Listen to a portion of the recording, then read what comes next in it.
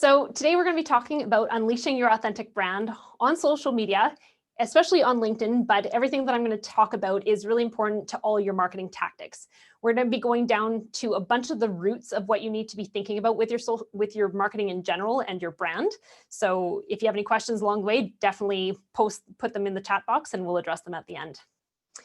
So when we talk about social media in my company, which is Unleashing Influence, we talk about building a social media machine. And really what this is a driver of sales. It's a driver of recognizability. It's a driver of influence. And when you put the right inputs into it, it spits out these amazing outputs that help to really craft your credibility online. So we're going to be going into a bunch of that today. A lot of people, when I talk to them about social media, especially if they're not a millennial, they go, I just don't get it, right? They don't understand how this could possibly help them. And they feel confused how some people are super successful and some people aren't. And they don't understand the magic formula to it. So today I'm going to help to unveil how you can actually get it. What happens often though is when we don't get something, we feel a little bit of dislike for it. And often I hear people say, I hate social media. And to me, saying I hate social media, oh my gosh, is like telling me that you hate being successful. Because right now, with the pandemic, it has changed how we interact in so many different ways. We don't have as many in-person events. When we have online events, yes, we have networking, but we're not getting the same exposure as we used to. And it's interesting, since the pandemic started, my company in March, before the pandemic hit, had 2.5 full-time employees. Now we have 16 full-time. So the exposure for people to understand how essential social media is has come to the forefront, and our company has skyrocketed because of it. So I'm hoping by the end of this session, you're going to go from I hate social media to feeling like you love social media, because you're going to see the opportunity for yourself in it. And it's not that complicated. It just takes a lot of discipline and concerted effort to make sure that you're doing it right. But we're going to lay the foundation to do it right today. Honestly, you can be the most talented person in the world, but if no one knows you exist, then what does it really matter? For a lot of people, stepping onto social media is uncomfortable because they feel exposed and they don't want to really showcase what they're about. And that's a mistake. Unfortunately, in our day and age, people are using social media for getting the news. They're getting updates on what is happening in their friends' lives. They're looking for influencers to look up to and get great information from. And if you are hiding your head in the sand, it's not going to do you any good. So you actually need to step into the spotlight and showcase what you're really about. And who are you to withhold from the world those amazing talents you have to share, to change the world with the knowledge that you have? I don't think you have a right to do that. And for the people who need you the most, they need to know that you exist. So why not step into the spotlight? The secret to social media is this. Social media is 100% about serving your audience and 0% about serving you. Let me repeat that. Social media is 100% about serving your audience and 0% about serving you. So a lot of people, when they look at social media, they go, well, this looks like a popularity contest, and I don't really want to be part of a popularity contest. That is the old way of doing social media. When you're using social media for business, what you're doing is becoming a purveyor of knowledge. You're sharing what you know with the world to change the world because of what you have experienced and what you can help people do to change their lives. And when you use social media to help other people, instead of it being a narcissistic place where you're showcasing how great you are, that's where you really start to win. So today I'm going to go over 3 big points, and these are the pieces of your social media machine. The first thing we're going to talk about is how to transform your credibility. If you are not credible in the marketplace, you're dead in the water. The second thing is we want to craft your limelight. You can put amazing content out there, but if no one is seeing it, what's the point? And the third thing is attracting your ideal clients. You can be stacking your audience with tons of people, but if they're not the right kind of people who are going to be ideal clients, then again, what's the point? So we need to get these 3 things really dialed in to make your social media work on whatever platform you choose. Transform your credibility, craft your limelight, and attract your ideal clients are the keys to social media.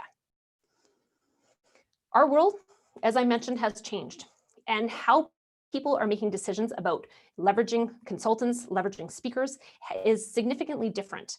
And right now, your social media is an opportunity to audition for everything that you want to get in life. When people are looking to hire you, whether as a speaker or as someone to help them with their practice, they're going to be checking out two main things. The first is your website, and the second is your social media. And they're going to be looking at those two things to really decide whether you are the person for them or not, whether that's in their practice or that's on stage. So with your website, it's still an important credibility tool to have. But the only problem with websites is they are static. They are a snapshot of a perfect moment in time where you had great makeup, great hair, an amazing copywriter, an amazing web designer that captured you at one perfect moment in time. But once that website goes up, it often becomes out of date very quickly because we don't update our websites on a regular basis. This is where social media supports you in a way that the website cannot. Your social media is extremely dynamic. It allows people to see you day in and day out, and it is always caught up with you, which is a beautiful thing. How you appear on your social media is going to be caught up with you. If you got a new haircut, it's going to be showing your new haircut, whereas your beautiful headshots that you had done a year ago may not. It allows it to be caught up with how you think in that day. It will trace your journey of knowledge as well as experience. And so social media is an important part of your credibility toolkit when people are looking to buy from you. This is your opportunity. This is your opportunity to get ahead, because a lot of people are afraid to put themselves out there, especially on LinkedIn. LinkedIn is a thought leaders platform, and it is full of smarty pants, and that can be quite intimidating. But if you are brave enough to step into your potential and put yourself out there, you can surpass the competition. And we're going to talk a little bit about competition in this presentation as well, just so you understand who you're actually competing against. Social media is a beautiful way to get the word out there because it is user-friendly. They've made it so it's pretty easy to press a few buttons and get something posted. You don't have to have a degree in marketing to make it work at a baser level. But if you're going to be using it, you want to learn how to use the platforms really well. Again, it's always caught up with where you're at, your opinions, your appearance, your journey. And it can easily add 6 figures to your business if you are putting effort into it on a regular basis. Now, those 6 figures don't appear at the beginning of your social media. By the end of a 12-month period, if you have been actually connecting with people, you're having good conversations, you're not just posting and hoping that people like it, that's where you can really start driving sales. But it is a 1-year investment that you need to be putting into your career and your marketing for it to be an amazing tactic for you. How many of you like control? If you're not nodding on the other side of this camera, I know you're probably lying to me. We're all hyper type A's.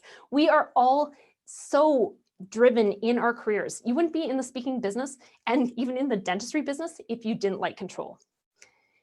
And I'm going to tell you, social media gives you ultimate control because it allows you to shine a light on whatever you like. It allows you to create the narrative about your company and your personal brand. It allows you to control the appearance of how you come across. It allows you to be the expert that you are. You don't have to showcase your weaknesses. You don't have to showcase your personal life. You can drive your social media to exactly what you want people to see.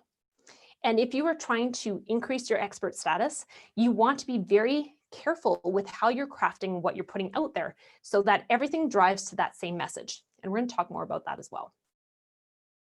The beautiful thing about social media is it also gives you armor against negativity. Once you have an amazing audience full of fans who love what you're doing, when you have trolls come on, which is a lot of the reason why people avoid social media, is they're afraid of negative feedback from people or negative comments. But when you have your droves of fans who are constantly looking at your social media, if someone goes on and tries to troll you, oftentimes they're going to shut that down before you even notice that it's happened. It also allows you to create this amazing body of knowledge. And, we're not always going to be perfect. We're not always going to create amazing, outstanding content.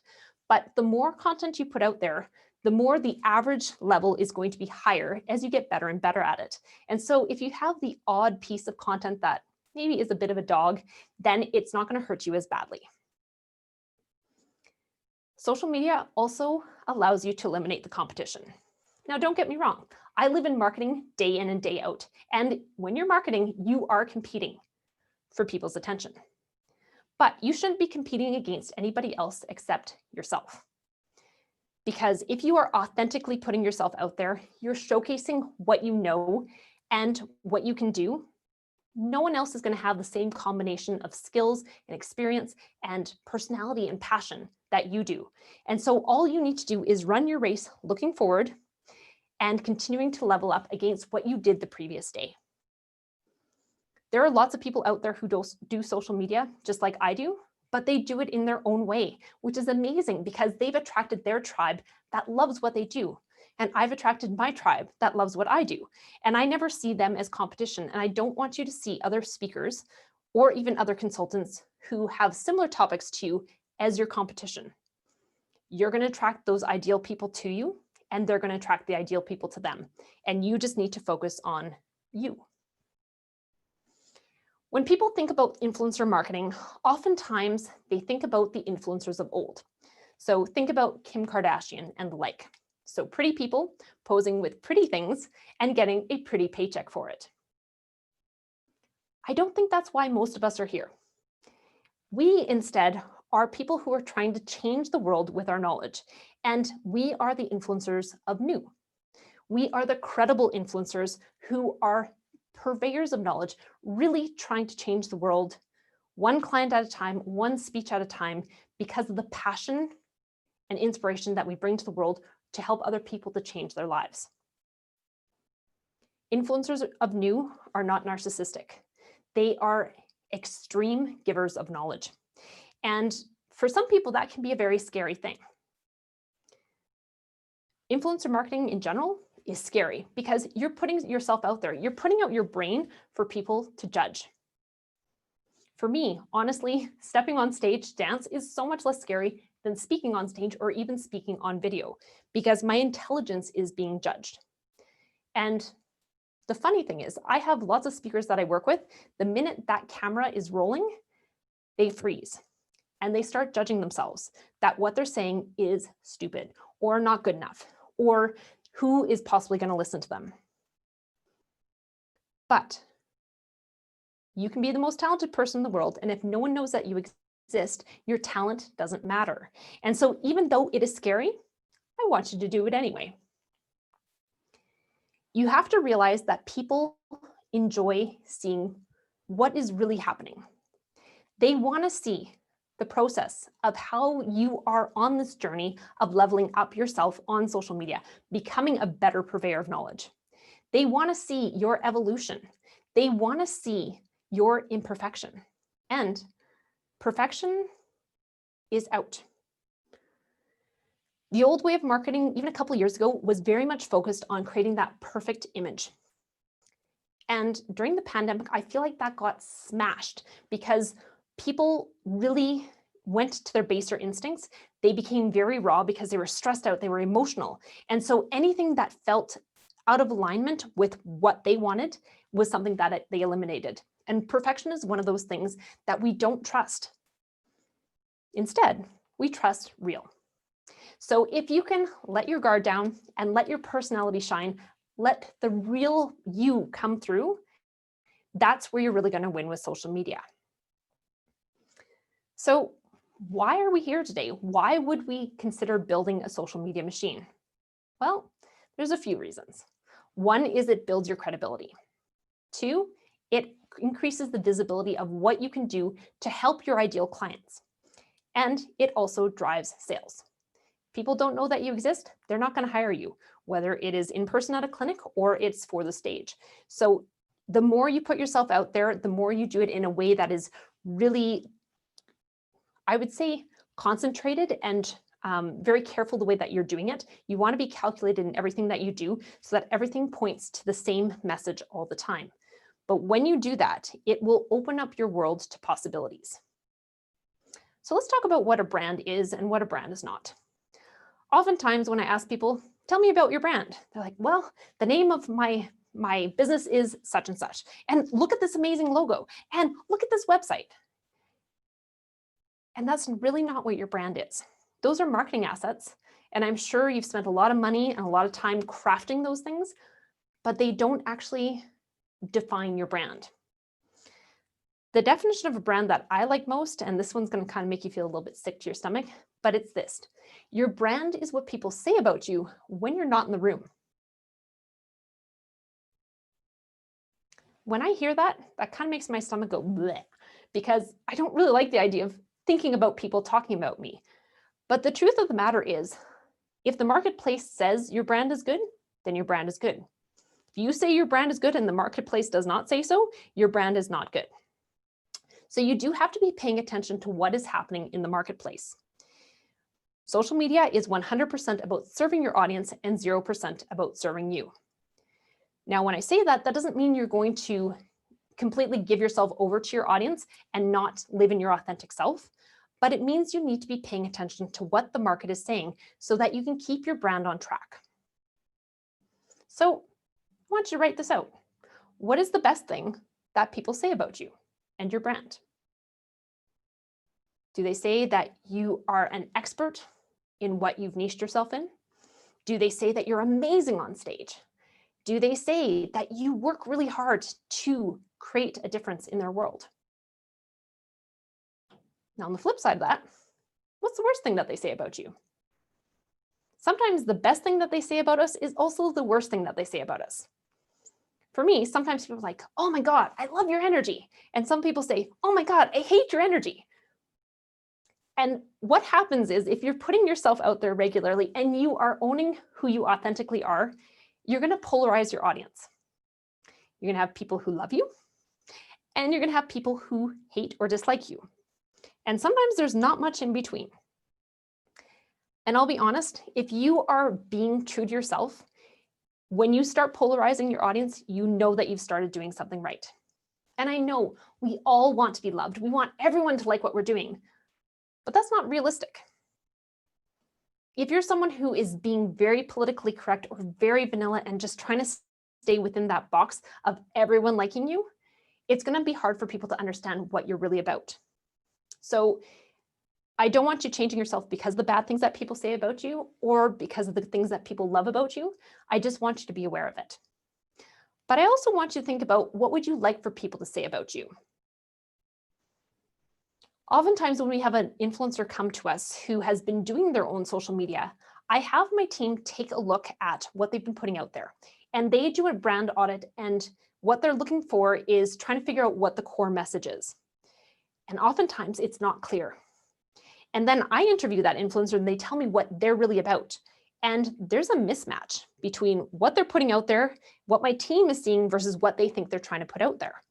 So as you're trying to lay the foundation of building an amazing brand online, you want to get really clear on what you want people to know about you.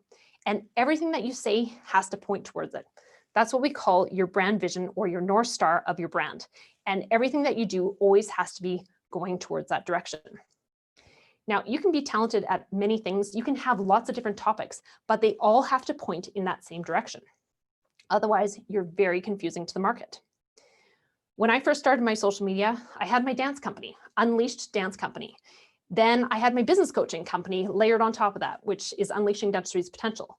And then it led to my social media company, Unleashing Influence. And at first we had quite disparate brand messages. And the first coach that I approached to help me actually told me he didn't want to work with me because he thought I was a flake because I was going in so many different directions. Then we got our marketing pointed all in the same direction. And between those three companies, what we figured out the common denominator is that I unleash people's potential. So I do that through my dance company, through movement. I do that through my dental company, through dental practices and unleashing their potential clinically, financially, and entrepreneurially. And then also through social media, helping people to unleash their authentic brands. It all came down to unleashing their potential. So you need to figure out what is that one thing that you do so well, and then drive everything to that message. That's how you keep people interested. So let's get down to actually defining your brand. So there's 5 questions I want you to ask yourself. First is, who are you? When I was a dentist, the answer would have been, I'm a dentist. So it might be you're a dental consultant or you're a speaker. But write out in one sentence, who are you? Second thing is, what do you do? How do you change people's lives? Third is, who do you do it for? Who is that ideal client that you are trying to target? Fourth is, why do you do it? Being a speaker, being in the dental industry, not the easiest path in life. So figure out what is the why that makes you get up in the morning to want to help people. And fifth is, how do you do it? If you can write a single sentence to answer each of these, you're ahead of the game. But I want you to be able to combine that into one sentence. And at first, it's going to be one really long run-on sentence. In my dental practice, we did this exercise, and we came up with this as our brand vision, which was, we are a team of female practitioners doing ultimate care on the patients that we love in an environment that is friendly, comfortable, and fun. That's a lot of words. Now that I've been doing branding for as long as I have, this is what I would have actually summarized these questions as. In my practice, we live to serve the scared, because my practice catered to phobics. We didn't even have that in the original brand vision. It's crazy how much of a discrepancy there was, and we fell so in love with that brand vision. And between those two visions, the really long one and the one we live to serve the scared, which one is more memorable? Option B.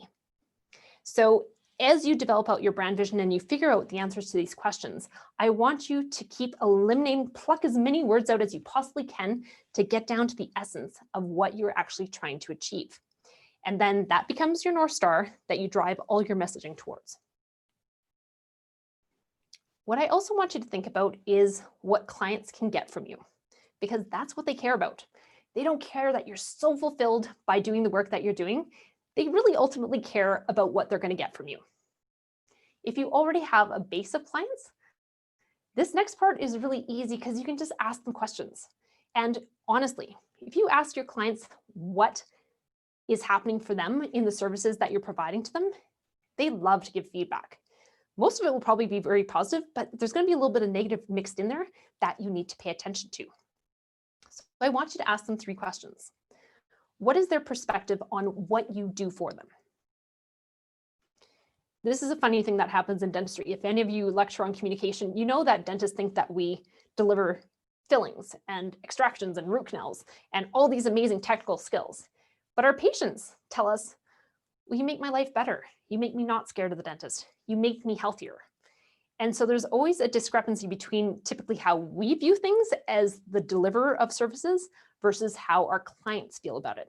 So flat out ask them, what do I do to change your life with the services I provide? Second is, ask them about their preferences. If they've been a client for a long time, are there things that you could be doing better? And be open to that feedback, because that will tell you how you need to craft your content to point to that brand definition. And then also ask them what solutions they are seeking. Maybe there's things that you could be doing that you aren't doing that they wish you were doing, but they never told you because you never asked. The more you ask questions of what they want from you, what they need from you, that's going to help you to really cultivate what your brand is about. And you may be doing things for them that you aren't even conscious that you're doing. So having that little survey, asking those 3 easy questions is going to help them to really, it's going to help you to solidify what you bring to the marketplace. It's going to help you to define that brand vision, and it's going to help you to create content that will help to support where you're trying to go. So here's our first big topic, transforming your credibility. So how do you actually do that? If you are getting hired to speak on stage, you have credibility already. You must have expertise in something, otherwise no one would be paying you to do what you do. But how do you take that to the online marketplace? First off, I suggest you have an opinion. Now, a lot of people who put themselves out there are afraid to have an opinion because they're afraid they're going to polarize their audience. They're afraid they're going to lose people because they didn't like what they had to say. I prefer to work with people who want me to be honest.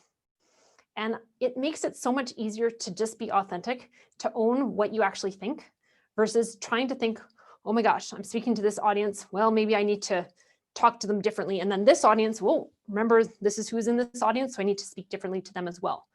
If you just own exactly where you're at and you own your opinions, yes, you're going to have some people who don't like what you're doing, but you're going to have lots of people who love what you're doing, and you're going to attract those right people to you.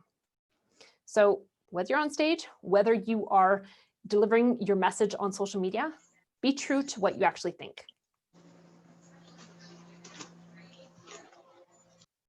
Next, knowledge shared generously.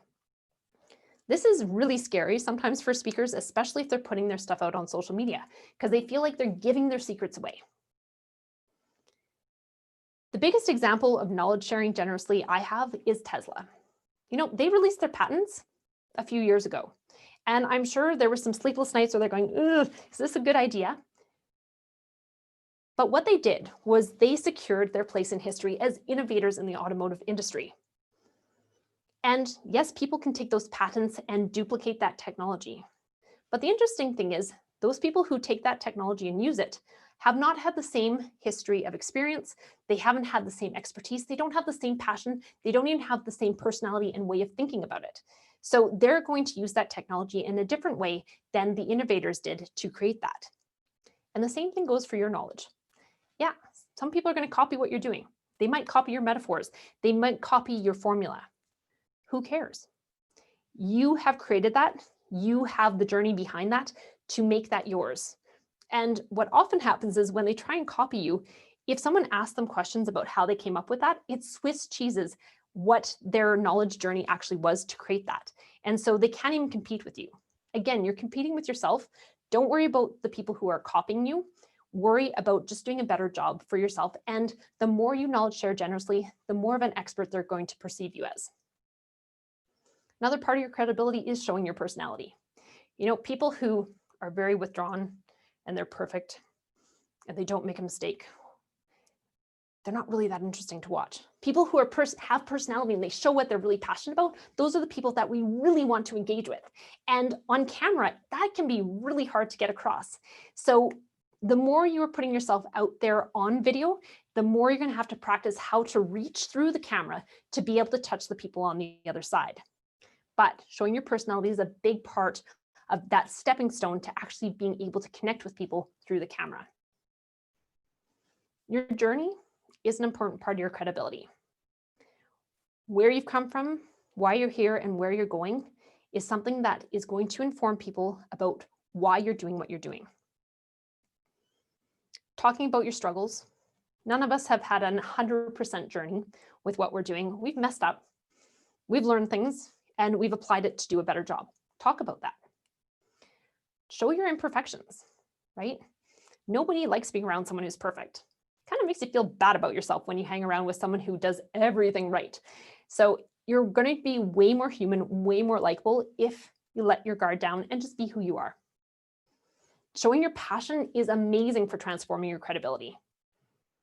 If we were to pick between two accountants, one, same experience, same expertise, but one seems kind of bored with what they're doing in their accounting job versus one who is so excited to save the world a number at a time, we're probably going to pick the one who's pretty excited about their job because that passion signals to us that they're more invested in what they're doing. They're invested in trying to change people's lives. So let that come through. And I know as professionals, it is hard to do that because we're type A, we want to be amazing. And the minute we're on camera, we're thinking this is going to be on social media forever. And so we tend to let that passion drain away and we start to just be perfect. Perfect, boring, don't do it. Showing vulnerability is important too. Showing that you haven't had that perfect journey, showing that you have had those struggles is super vulnerable for us.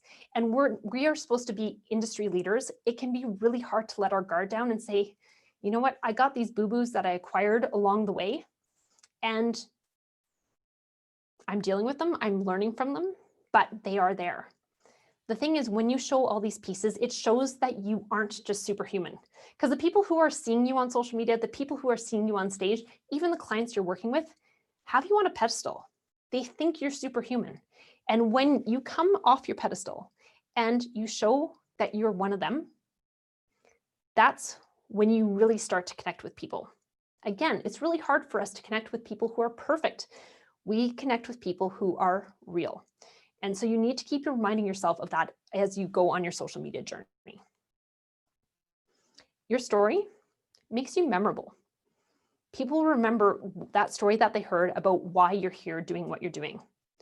Your story also makes you remarkable because no one else who is here doing what you're doing is going to have had the same story of how they arrived to what they do today. And so share that passion, share that insight into how you came to be who you are right now. So let's dive a little bit into your brand story. Remember, our brand is not about those perfect assets, that perfect logo, that perfect tagline. Your brand story is actually far more important. And so I want you to look at how you came from where you started to where you are today. What was that inciting incident of passion that made you want to do what you do today? For me as a dentist, when I started liking teeth when I was 2. We don't even know why that happened. I hadn't been to the dentist. They don't remember me seeing a show about dentistry, but suddenly I wanted to have my fingers in everybody's mouth. So that was my inciting incident. And then everything that drove to me buying a practice, to me losing my career and not being able to practice dentistry anymore and moving into coaching informed how I got to where I am still right now. Having this inspired journey is great, but staying in the now, trying to convey why you are here today, why you're fighting the good fight, why you're energized every morning to change the world with what you know is important for them to know as well. What is that fire that burns in your belly that makes you excited to keep pushing through? Again, working in dentistry, working as a speaker, neither of those are easy career choices, but you've chosen to be doing both of those. And so when you can express why you're doing this, again, that informs credibility as well. And then where are you going? That little North Star of your brand vision is part of where you're going. And all that stuff that leads up to where you are today and where you're trying to go is important for conveying that brand story and keeping, again, that message going in the right direction to convey what you bring to the marketplace. Next, I want you to look at what is your superpower? What is it that you do so well that makes people need what you have to offer? There's 4 pieces to that superpower that you really want to dig deep into. The first is, what is your experience? What are those hours that you've put into honing your knowledge, honing your expertise? Second is, what is your expertise? So these are the certifications, these are the courses. So it's not the 10,000 hours that you've put in being a consultant or a speaker, it is the knowledge that you keep acquiring along the way. Third is personality. How would you describe your personality? And are you letting your personality out to support your superpower, your expertise? And what is your passion? These 4 parameters, you might have 2 or 3 that someone who is doing something similar in the industry to you has, but it's really hard to match up on 4 points. And there's eventually going to be a fork in the road that distinguishes the 2 of you. For example, one of the ladies that I graduated from dental school with, we graduated at the same time, so we had similar years of experience. We went and took a whole bunch of the same courses, so we had similar expertise. We also had very similar personalities. People thought we were sisters, so that was matched. So we're 3 for 4. But where we diverged, where our fork in the road was where our passion lied. She was excited about family dentistry. I was excited about catering to cowards. And so even though we matched on experience, expertise, personality, we diverged hugely on how we use those 3 pieces to fulfill our passion. And so again, with those similar backgrounds, we weren't competing against each other at all. We were competing against ourselves to level up on a regular basis. And those 4 pieces are what you need to figure out about what is unique for you. And doesn't have to be unique compared to anyone else, but what do you think you do that is so amazing that is showcased by your experience, your expertise, your personality, and your passion that is going to support that brand vision that you're trying to put out there. Part of putting yourself out there is also showcasing more than just your expertise. And this is where your alter ego comes in. For me, my alter ego is being a professional dancer. For some people, that was like mind-blowing when I couldn't practice dentistry anymore and I opened up my professional dance company.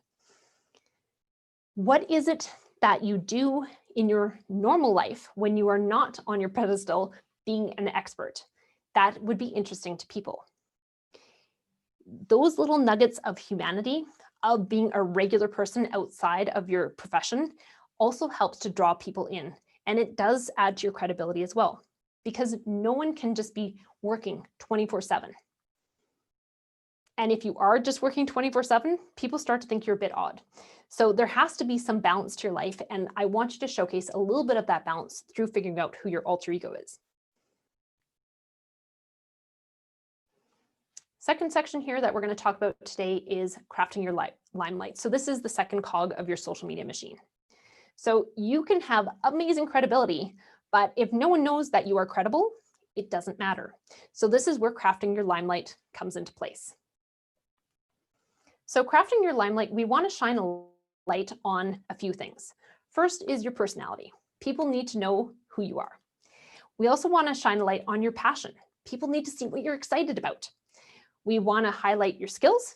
We also want to highlight your experience and a little bit of your vulnerability. You don't have to show your deepest, darkest secrets, but you need to show a little bit of being a real human being, not just that perfect expert. And I know shining a light on those things is uncomfortable. And when you step onto social media, you are going to feel uncomfortable. Those first 90 days of trying to be on social media are going to be some of the hardest days you're going to experience in that year, because you're going to be putting stuff out there and it might not be liked the way that you expected, especially on LinkedIn. People are pretty cheap with their likes and their comments because it is a credibility platform. It's a thought leaders platform, but it's also a credibility platform. If someone backs you up and goes and likes some of your stuff, they're putting their reputation on the line. So you can't expect a whole bunch of accolades right at the beginning of using your social media, especially on LinkedIn, because that's just the nature of the people that are on it. And so you're going to be testing and measuring things, and you're going to feel uncomfortable highlighting all these great things about you and then feeling like it's falling flat. But I'm going to show you some of the secrets behind the analytics so you can see what is actually working. Even if you're not getting the likes, you can see who is actually interacting with what you're putting out there. Crafting your limelight, you want to be who you are. You want to look the way that you look, and you want to also express your opinion. When I first started using my social media, I was given some really, really crappy advice, which was that I should blend in before I stood out. And so my hair back then was shaved quite short on this side. And so I pulled my curls over to that side so I looked more normal. I was very vanilla in what I was putting out there. I was very measured in what I was saying because I didn't want to offend anyone. And eventually I got so uncomfortable not being myself on camera that I just said, to heck with it. I'm going to be who I am and see what happens. The funny thing is, when I started being who I was, I looked the way that I looked and I expressed my opinion the way that I felt it. That's when my engagement started to rise. People didn't trust that perfect version I was trying to put out there. Once I started being real, that's where the rubber met the road.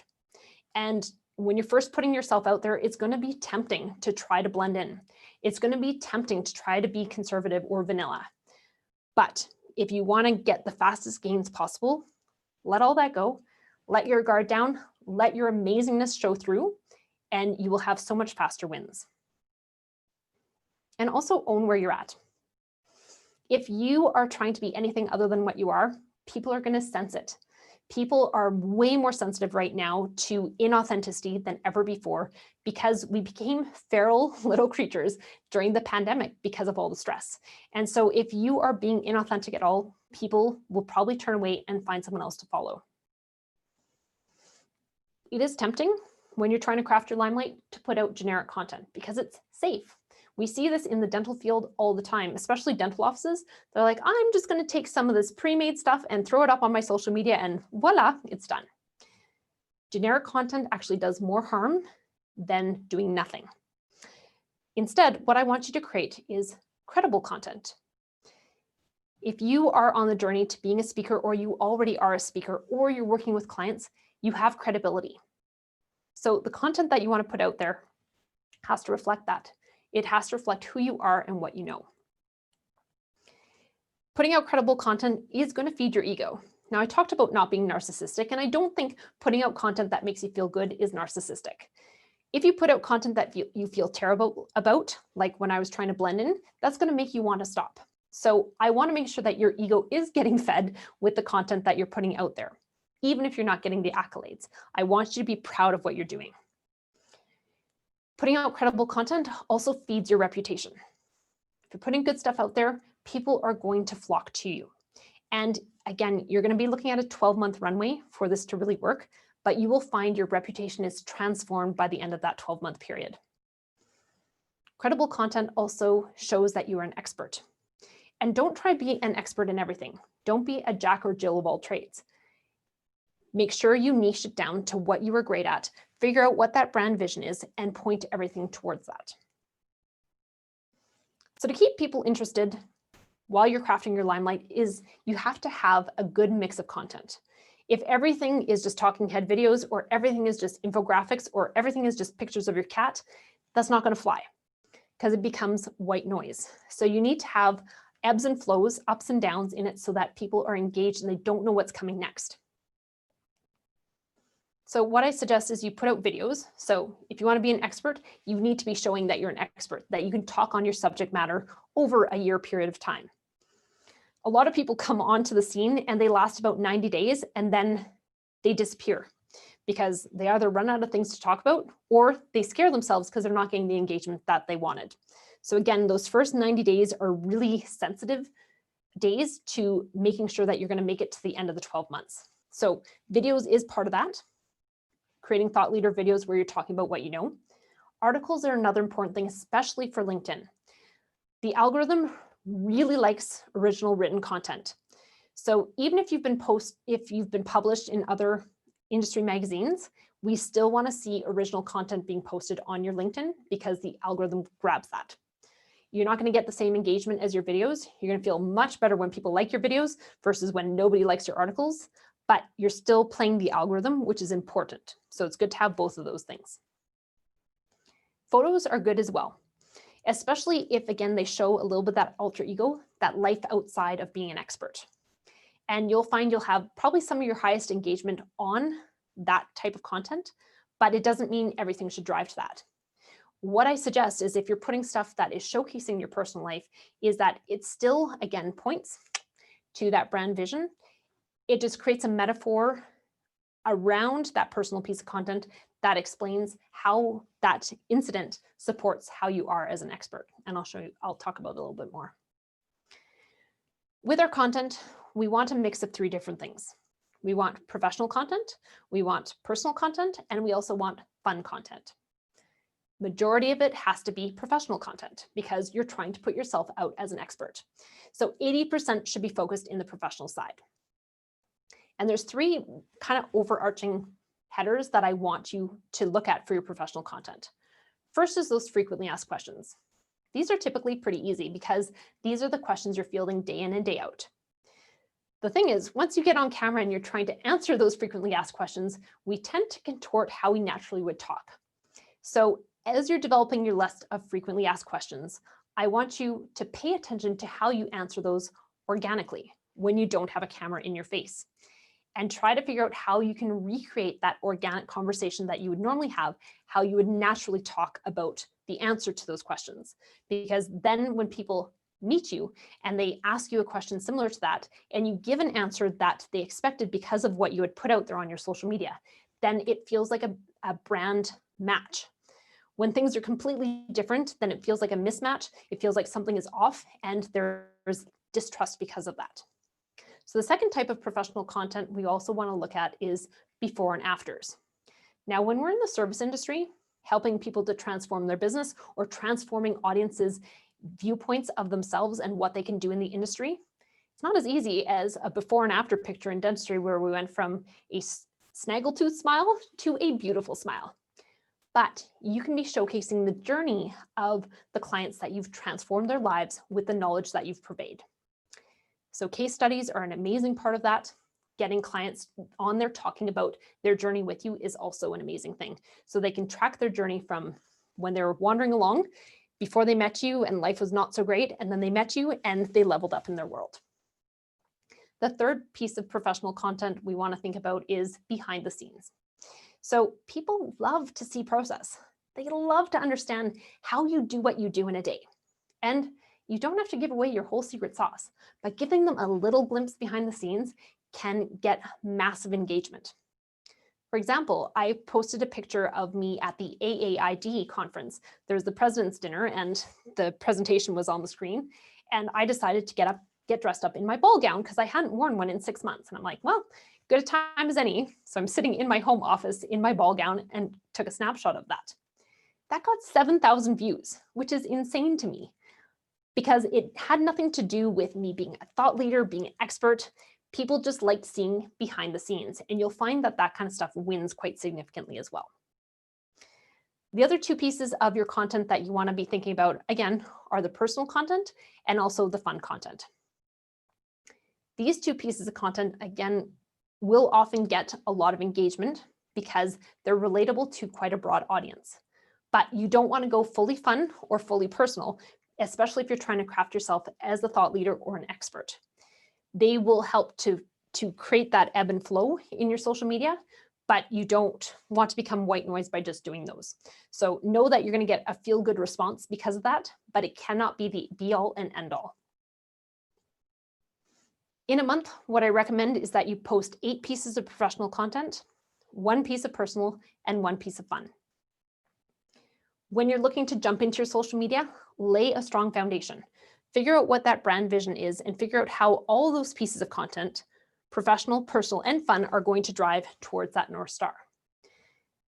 If you can create at the beginning of the month a whole series of videos or infographics that is going to point to that, and there's a theme to it, then over that month, the content that comes out on a weekly basis is going to make way more sense to your audience. What I often see is people don't have a plan and they tend to go off in multiple directions, and they're really hard to understand what they're really about. Where is their credibility? What are they an expert in? And so you have to be really careful. You have to be very calculated in everything that you're doing to make sure it points towards that brand vision. While you're also crafting your limelight, you want to showcase your superpower, your expertise, your experience, your passion, and your personality. Those are the 4 pieces that are going to make you unique when they're combined together.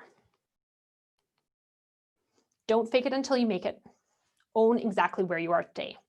If you are a new speaker, you've just stepped out of the operatory and you are trying to get on stage or you're trying to get in front of clients, it's okay to say, I just left the industry and now this is where I'm going, instead of trying to make it sound like you've been doing this forever, because people will sense the fakeness. They're going to feel it, and you're going to lose the trustworthiness that you have developed.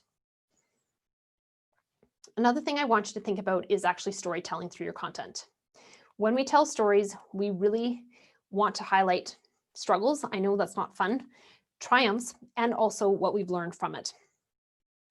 This can be our clients' struggles, triumphs, and learnings. This can be our own.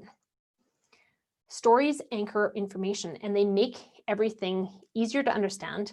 They make the information easy to remember, and they make it so that when they're in a situation where they could be using that information, it's going to be anchored with that story. And when they get into that scenario, they're going to remember because it's a similar scenario to the story that you told. If we try and just put out a whole bunch of facts and figures and just give them a list of things that they should do, and there's no story behind it, it's really hard for people to really glom onto it and connect with that. As human beings, we are built for story. And so try to find those stories. Even at the beginning, if you're new, talk about your own stories. So how that information applied to your life, how you came up with the conclusions that people should be doing this. And then once you've got those client stories, incorporate those as well. Always show your passion. Show your passion, show your passion, show your passion. Because people, again, think you're more credible the more passionate you are. They think you're going to do a better job. They think you're more invested in your craft. And then the passion also engages your audience. So we want to attract ideal clients into your audience. And audience building, honestly, is a massive undertaking. So if you want to be just popular, go after as many people as you want. But the amount of time it takes to build an audience is so intense. And so you want to make sure everything that you're doing is pointing towards the ideal audience that you want. So this is where the 80-20 rule comes in, which I'm sure you've heard about. I use this every day in my business. Everything that I'm doing, I'm like, is this the best use of my time to get the best reward? And what I want you to look at in what you're doing on your social media, as well as in your business, is looking at who are the top 20% of your clients who are giving you 80% of your billings. Whether that's the speaking gigs that you do, whether that's the clients that you work with directly, who are those top 20%? And let's figure out how they tick. What are the common denominators between that top 20% of people that you skim off your CRM or your practice management software, whatever you're using to figure out what they really are about? The more you know, the easier it is to build your audience. So figure out, who are they? What do you know about them? Are they of a certain age range? Are they of a certain marital status in common?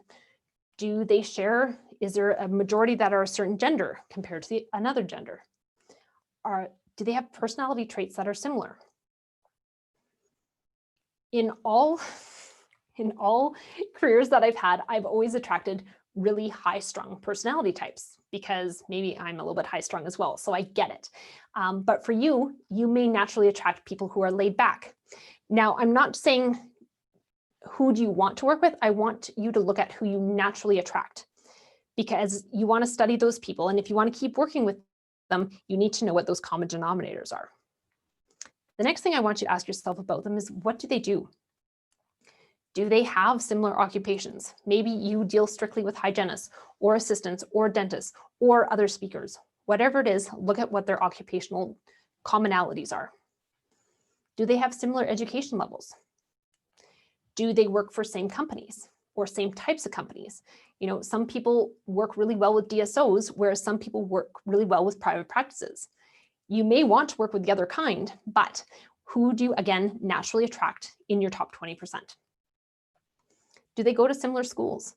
Some people have very geographically targeted audiences that they naturally attract. And it's a good thing to start there. Start with your lowest hanging fruit that you naturally attract into your top 20%. Then also look at, what do they like? Do they have common hobbies with each other? Maybe they have common hobbies with you. Maybe that's the connecting piece that brings people in. Do they attend certain events? You know, sometimes, well, right now we're in a bit of a different world, but before, there'd be people that you would run into over and over in events all across North America. And then there was ones that maybe you'd cross paths with once a year. If you're crossing paths with your ideal type of client on a regular basis, there's probably some of their little friends hanging around as well that you can go and meet too. So looking at those events where your ideal clients tend to go, focus your efforts on attending those and also getting to meet more of those people, and then pulling them into your audience too. And then, who do they like? You know, do they have certain people that they regularly interact with? Are there certain influencers that they tend to follow and attend their lectures? Are there certain friends or colleagues that are circling them at all times? People put a lot of stuff on social media, so it's pretty easy to define these patterns. And I know these seem like a lot of parameters, but before you jump into your social media, the more you know about your top 20% of who you naturally work with, the easier it is to give your audience exactly what they want, and also connect with those people and bring them into your following. Last but not least is, where are they? So where are they has a few nuances to it. Obviously, geographically, it's good to know. You know, some people only want to work with people within a 300-kilometer radius of their home. Some people want to work with them across the world.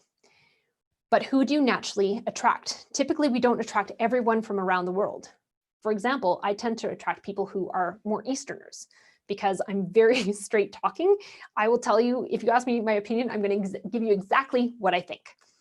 And Westerners tend to not like that as much. They want me to sugarcoat a little bit, which is just not my nature. So we tend to target the eastern parts of North America more than the western parts. Is there a certain cultural type that you attract as well?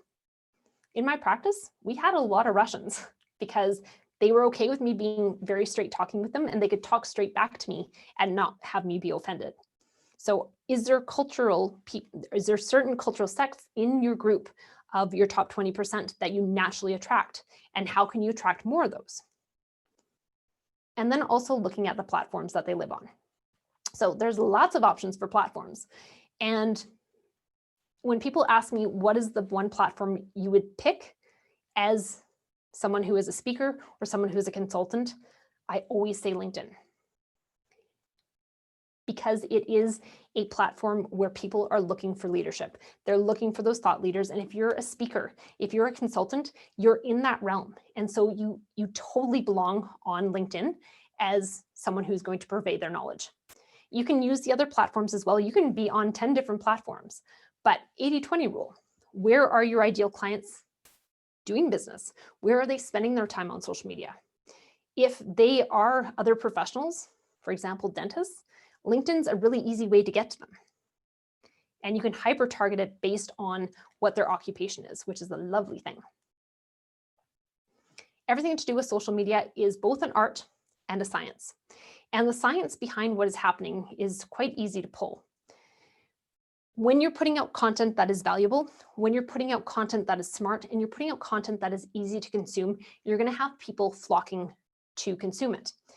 When you first start out, you need to keep it simple. Videos that are 20 minutes long when you first start out, you're not going to get much engagement. Put out ones that are 59-second chunks. And there's two reasons I tell you to do that is because people will take a chance on you if it's less than 60 seconds long, if they haven't engaged with you before. As well, it's going to make you get very clear on that brand vision, what you're trying to convey, because you only have 60 seconds to get that point across. So it's going to help you to pull away all the excess words, all the excess thoughts that you have, and get really clear on what you're trying to put out there. When you look on LinkedIn, you can see what is actually happening. And when we look at the people from companies that have viewed your video, that's a really important thing to look at. Because if you are trying to target a certain demographic and you see that they do not exist at all on who is viewing your content, you're doing something wrong. A lot of bankers approach me and they're like, yeah, I'm doing a really good job on my social media. Can I show you what's happening behind the scenes? And I say, sure. And I can typically tell you what's happening. This column here of the people from the companies that have viewed their profile are other bankers. And they're telling me their social media is doing great, but they're not getting any business from them. And they're trying to target a certain demographic of people. They're trying to target doctors. They're trying to target dentists. They're trying to target chiropractors and people who own practices. So when you actually look at your social media and you take a look at the science of what's happening, it's going to tell you if you're on track or not. And what I would suggest is every month you go through every post and you pull up this information. Another thing you want to look at is the people, what titles the people who are looking at your videos have. So in my realm, I talk to a ton of salespeople. So this is bang on for me. Talk to a ton of dentists. So awesome that that's the second position. Executive directors, business owners, and whatnot, all those things are my ideal target market. If you're seeing people in here that are completely out in left field, that's not a good thing. So you need to figure out what is going wrong. Are you starting conversations with the wrong people? Is your content not giving them what they need? Again, your content is 100% about them and not about you. And then also take a look at where people are from. When I put out something that's a bit saucier, then I tend to have New York and I tend to have Boston actually looking at what I'm doing. Same with Ontario. If I put something that's a little bit softer, then I see a swing towards the western side of North America. So I can judge pretty much before I even open the statistics on a post, whether it's going to have swung from one side of the country or the continent to the other. And if you are trying to geo-target certain areas, if people from those areas are not showing up on who is viewing your stuff, then again, you need to tweak what you're doing. I'm going to tell you those first 90 days of trying to put your social media out there, there are going to be little gremlins called the voices of doubt that are going to come out and tell you not to do what you're doing. And you need to fight them. They're going to sound something like this. I'm not good enough. If you have clients, if you are getting hired on stage, if you are going into dental practices, people already think you're good enough. So you need to let that one go. That's just that little voice of doubt coming out, and you need to let that one be quashed. The next one that comes out is, what if people hate what I put out there? So what if they do? It's going to inform you into what you need to do better. Social media is 100% about serving your audience. If they don't like what you're putting out there, then you try something different. And don't take it to heart. I know it's hard because you're putting your intelligence out there, but you need to let that go and just go, okay, this is a business tactic. This is not about my ego. This is not a personal attack. They're trying to tell me what I can do for them, and listen to it. Then the last one is, what if someone steals my idea? We went over this. Are you as big as Tesla? Probably not. So instead of letting yourself stay caged, letting yourself stay in the shadows, put your ideas out there, because most of us have not had an original thought that someone else somewhere in the world hasn't already thought. And if they put that idea out and you hide because you're afraid it's going to get stolen, who's going to get the credit for it? Not the person who stays silent. It's going to be the one who speaks up. So try to let that go. Yes, people may copy what you're doing, but so what? Own what you know, put yourself out there, be a purveyor of knowledge. Truly, putting yourself out on social media, especially putting yourself out on LinkedIn, is going to help you to discover what you're made of. You're going to discover your stress tolerance for judgment. You're going to discover your stress tolerance for not getting the engagement that you want, but it is totally worth it. When you figure out what that brand vision is and you keep directing things towards it, everything that you do in social media is going to fuel everything else that you do. How you talk to clients, how you present yourself on stage, how you talk to speaking bookers. The more clear you are on your message, the more you unleash your authentic brand, the better off you're going to be in all realms of what you do.